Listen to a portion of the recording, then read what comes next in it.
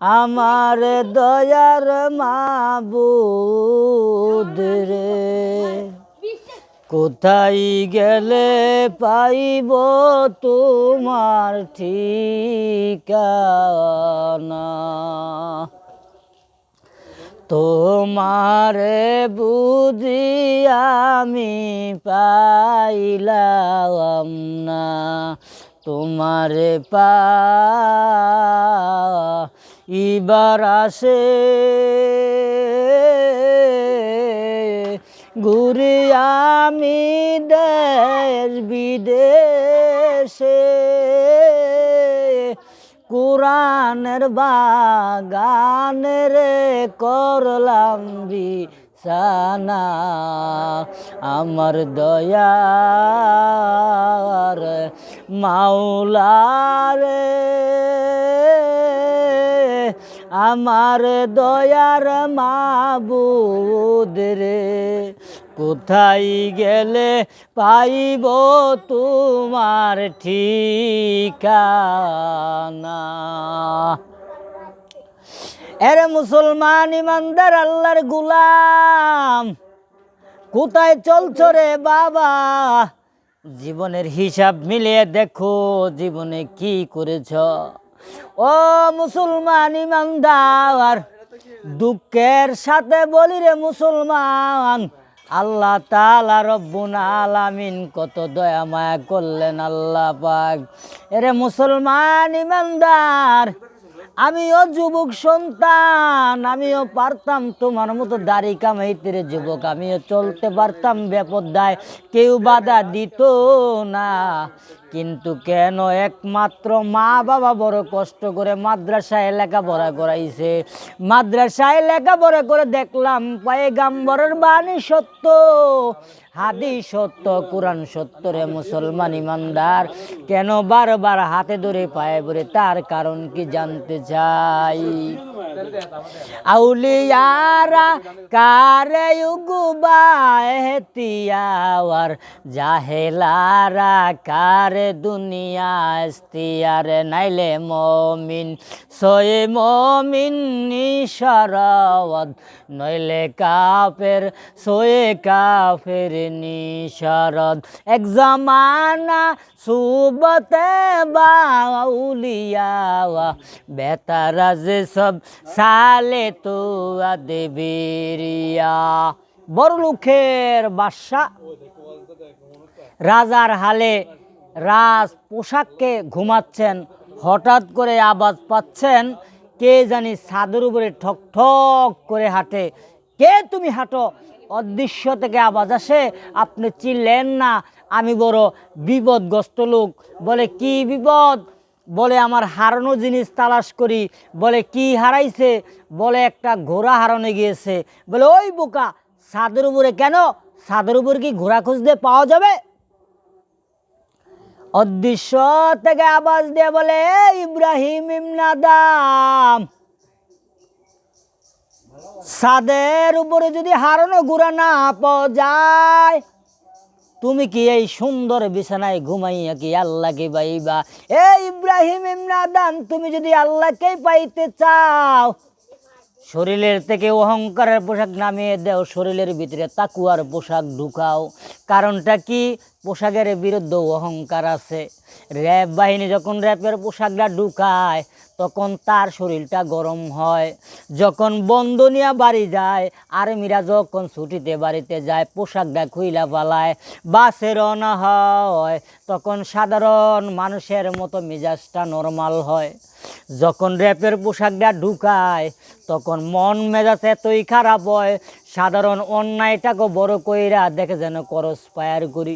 এই ইব্রাহিম, তুমি যদি আল্লাহকেই পাইতে চাও, তাহলে শরীরের থেকে অহংকার পোশাক নামিয়ে দাও, শরীরের ভিতরে তাকুয়ার পোশাক ঢুকাও। ইব্রাহিম কয়, এই এমন একটা আওয়াজ দিল কে? প্রহরীরা চতুর্পার্শ্বে পাহারা দিচ্ছেন। উঠলেন ঘুম থেকে, হঠাৎ করে মনে একটা ছুট লাগলো, হেদায়েতের মালিককে। মাইয়াহুদহিল্লাহু ফালা মুদিল্লা লাহু ওয়া মাইয়ুদলিলহু ফালা হাদিয়া লা। এ দুনিয়ার ইমানদার, আল্লাহ পাক রব্বুল আলামিন বলেন, আমি আল্লাহ যাকে হেদায়েত দান করব কোনো মানুষ ওই বন্দাকে ব্রত নষ্ট করতে পারবে না। আর আমি আল্লাহ যাকে হেদায়েত না দেই কোনো মানুষকে ওই বন্দা হেদায়েতের পথে আনতে পারবে না। আবু জাহেলকে আখিরি জামানার পয়গম্বর 13 বছর সুন্দর দিনের বয়ান করছে, আবু জাহেল নবীর কথা মানে নাই। আল্লাহর আরো গোলাম হযরত উমর তার নাম তরবারি লিয়ে যায় পয়গম্বরের মাথা আনার জন্য। বলে পয়গম্বর অন্যায় করছে কি? বলে কোনো অন্যায় নাই। তাহলে মাথা আনতে কেন যাও? বলে শুধু একটি কারণ, আমাদের ধর্মের বিরুদ্ধে কথা কয়, আমাদের চেহারের বিরুদ্ধে কথা কয়, আমাদের মূর্তি পুজোর বিরুদ্ধে কথা কয়, আমাদের পোশাকের বিরুদ্ধে কথা কয়। এই কথা সহ্য করতে পারি নাই বইলা। কারণটা কি?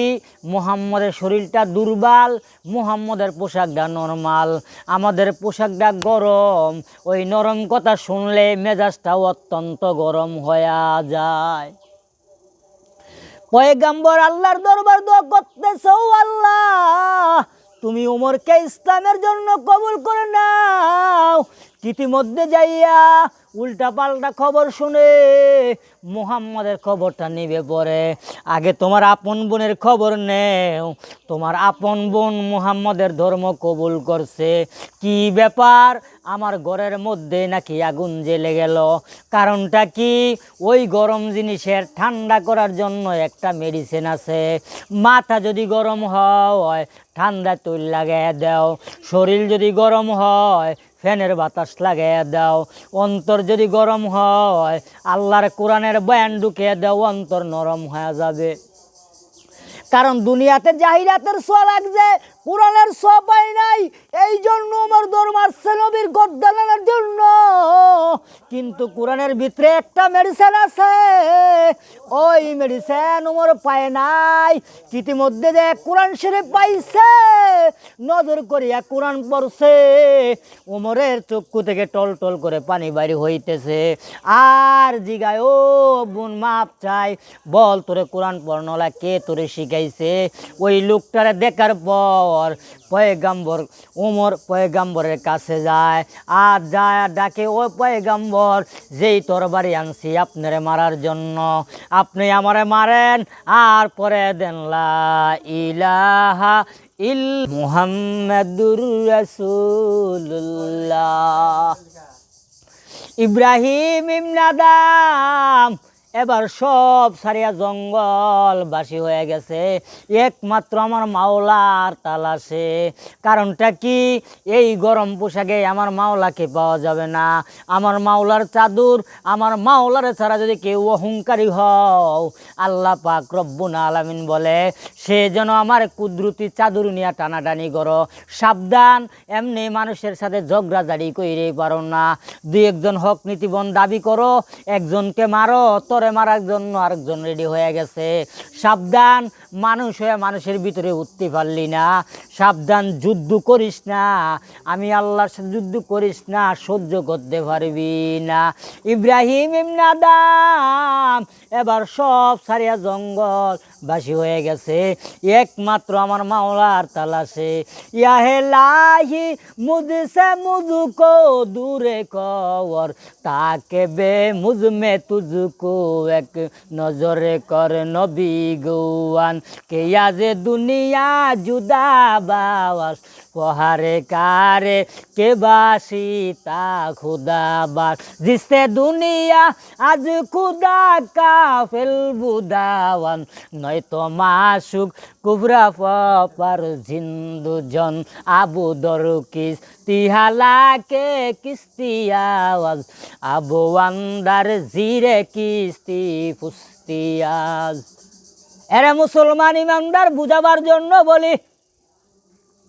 অনেকে বলে, হুজুর কেন আপনি বারে বারে হাতে ধরেন, পায়ে পড়েন, তার কারণ কি? কারণ জানতে চাই। বলে কারণ কিছুই না রে মুসলমান, হিসাব কি মিলে দেখছো? তুমি দুনিয়ার জীবনে কত কিছু করতেছো, আরামে আয়তরে চলতেছো, পরকালের কোনো খবর নাই। ওই যখন দুই চোখ তোমার ডুবে যাবে, যখন পরকালের মহে পড়ে যাবে, ওই দিন তোমার সাথে কেউ যাবে না। যত বন্ধু বান্ধব মা বাবা আছে থাকো কিছু থাকে, কেউ তোমার সাথে সঙ্গী হবে না। ওই দিনের কথা চিন্তা করে দেখো রে যুবক, আজকে তুমি চলতেছ তোমার মন মতে তুমি চলতেছ। এরে মুসলমান ইমানদার, আল্লাহ পাক স্বাধীনতা দিলেন, দুনিয়ার ভিতরে স্বাধীনতা আল্লাহ দিয়ে দিলেন। ওই স্বাধীনতা পাওয়ার পর আল্লাহ পাক রব্বুল আলামিন বলে, ওই লোক কি আমার ধর্মীয় আমার নবীর তরিকা মানে কি না মানে, ওইটা দেখার জন্য। এরে মুসলমান ইমানদার, ফলাফল কি হবে সেটা ভালো করে জেনে লও রে মুসলমান। আল্লাহর ইবাদত করবা, নবীকে মানো, নবীকে মানো। নবীকে না মানিয়া স্লোগান দিলে কি লাভ হবে রে মুসলমান ইমানদার। হাকিকত সে তু দুনিয়া বে খবর হাওয়ায়, দুনিয়া কি নোমায়েশ পরে নজর হায় নবী গুয়ান। কে আজে দুনিয়া জুদা বাওয়াস, পোহারে কারে কে বাসি তা খুদাবাস। ফারসের শেখ সাদি একদিন গোসলখানার মধ্যে ঢুকলেন। গোসলখানায় ঢুকে দেখে মেশকের গ্রান পাওয়া যায়, আতরের গ্রান পাওয়া যায়। আল্লামা শেখ সাদি তালাশ করতে লাগলেন কোথাও কি কোনো মেশক পড়ে আছে নাকি। তাকাইয়া দেখে একটা মাটির চাকা পড়ে আছে। ওই মাটির চাকা হাতে নিয়ে নাকের কিনারে তাকাইয়া দেখে ওই মাটি থেকে মেশকের ঘ্রাণ পাওয়া যায়। সাদি তার পার্সি ভাষায় ওই মাটির চাকাকে প্রশ্ন করলেন, গলে খুশব এদর হাম্মা মেরোজেস রসি দস্তবে মাহবুবে বসুন্দে সে বধু গফতাম, কে আজে বীরা আবিরে, কে আজে বইয়ে দিলাবি যে তুমস্তাম বগফতামাম গলে না খোঁজে খুদাওয়াম, ওগারে কিন্না মুদ্দা দে বাগল না সুস্তাম জামালে হাম, নাশিদর মান আসর কওয়ার ওয়াগার নামান হুমা খাকাম কে হাসতাম। মাটিতে বসিয়া হেলিল মাটির খেলা, হাতে নিয়া দেখিলাম রই কি আতুর দাম, তোমার গায়েতে বড়া ও গো তুমি কি গুলিস্তা। মাটি জবাব দিয়া বলল, না রে সাদি, আমি কোনো মেশকো না আতুর দো না, আমিও তো নিচু মাটি, ফুলের সাথে থাকিয়া তাহার জীবনে হইলাম খাটি।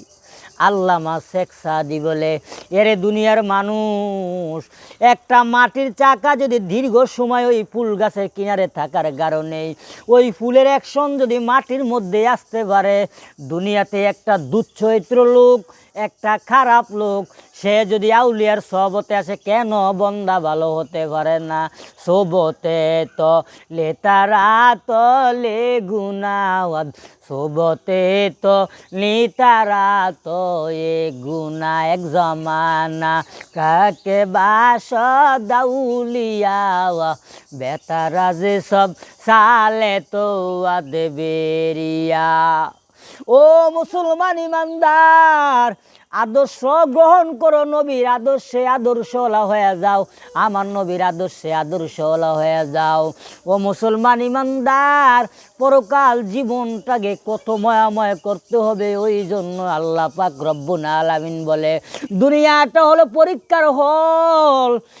তুমি পরীক্ষা দিতেছো, এই পরীক্ষায় পাশ করার পর ও বন্দা দেখা যাবে ফলাফলের বেলায় তুমি জান্নাতি না জাহান্নামী। আয় আল্লাহ তাআলা জীবনের গুনাহগুলো মাফ করে দেন। আয় আল্লাহ জীবনকে আল্লাহ পরিশুদ্ধ বানিয়ে দেন। আয় আল্লাহ দুনিয়ার আনাচে কানাচে শান্তি দান